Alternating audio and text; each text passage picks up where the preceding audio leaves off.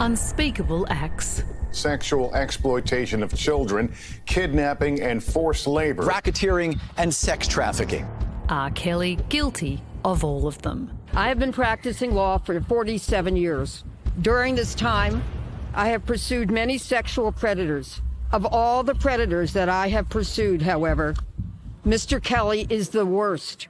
During the 6-week trial, 11 victims took the stand, describing druggings, imprisonment, rape and ritual humiliation over decades. Today's guilty verdict forever brands R. Kelly as a predator who used his fame and fortune to prey on the young, the vulnerable, and the voiceless.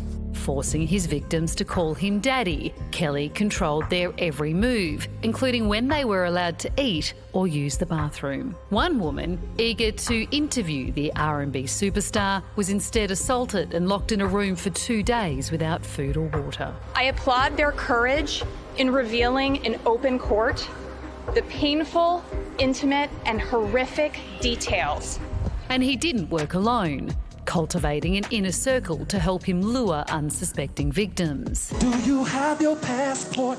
Girl, would you like to come back with Rob to America? Questions now being raised over who knew what and why they stayed silent. We know people within his camp were helping him groom these girls, helping them protect him, lying for him. It's pretty gross, but this speaks to the culture of celebrity and money. Kelly's defence team already flagging an appeal. I'm sure that we're going to pursue his appellate rights. I think he's so delusional and he's so scared of going to prison that he might try and fight this. We probably haven't heard the last of R. Kelly in court. But the singer's traumatised victims are hoping he feels the full force of the law, life in prison. Let this be a message to other celebrities who also use their fame to prey on their fans. You're also likely to face serious consequences for your criminal conduct. That's a landmark day. Oh. Like, that is just quite amazing. I just can't believe the story. Like the extent of it. The audacity of it is incredible. Like, you know that footage where he's singing? Yes. So I don't understand. So what is well, that? that That's vision is him at a concert in Ethiopia. He's singing to young women in the crowd. He's asking them to come back to America if they had their passports.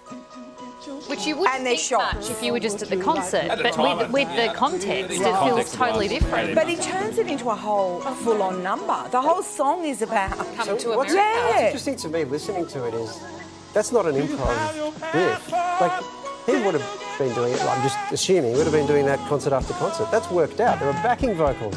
Well, it's interesting them saying also that it's the people around him enabling it as well. So how many other people knew of what was happening and what... Yeah. Well, everyone had to know, especially when you're on the plane going back to America and there's these Ethiopian girls who've had their shots and holding their passports. Oh, it's horrible. It is a really, really horrible story. All right.